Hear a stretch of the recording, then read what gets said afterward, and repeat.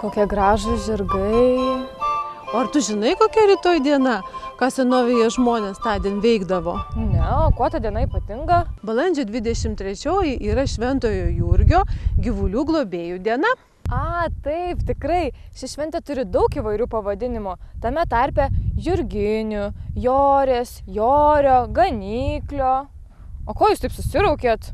Tikrai, pati skaičiau. Taip, ši šventė įvairiais laikmečiais vadinta skirtingai. Bet kokiame tarpe tu tuos pavadinimus radai? Gal lentų tarpe? Ar kur? Tarpe? Knygoje radau, jokiame tarpe. Paklausyk, pasakymas tame tarpe gali reikšti tik tai konkrečią vietą. Sakykime, aš pamečiau kambaryje auskarą, tai jis gali būti tame tarpe.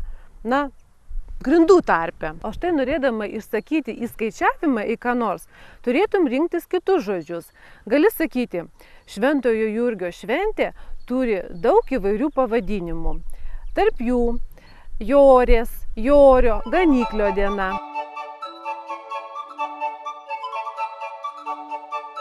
Gerai, įsiminsiu. Dar tau norėjau pasakyti, kad šią dieną ypač buvo pagerbiami arkliai. Bent trumpam juos stengdavosi išginti į lauką. Senovėje ši diena buvo labai svarbi žemdirbių ir arkliaganių diena. Dar labai gražų paprotį prisiminiau. Pirmą kartą išgenamus gyvulius apmušdavo arba jų nugaras paglostydavo žilvičio šaka su kačiukais, kad jie būtų apvalūs, riebūs, sveiki ir apsaugoti nuo vilkų. Dar sako, kad tądien su gyvuliais nedirbdavo jokio darbo. Negalima nei važiuoti, nei arti. Ir tikėta, kad jeigu nesilaikysi šito papročio, tai gyvuliai gali nuo ligų nugaišti. Arba juos vilkas gali pagauti. Kažkur tai skaičiau, kad... Kažkur tai, ne kažkur tai skaitai, o kažkur skaitai. Ne kažkas tai pasakojo, o kažkas pasakojo. Nereikia to tai.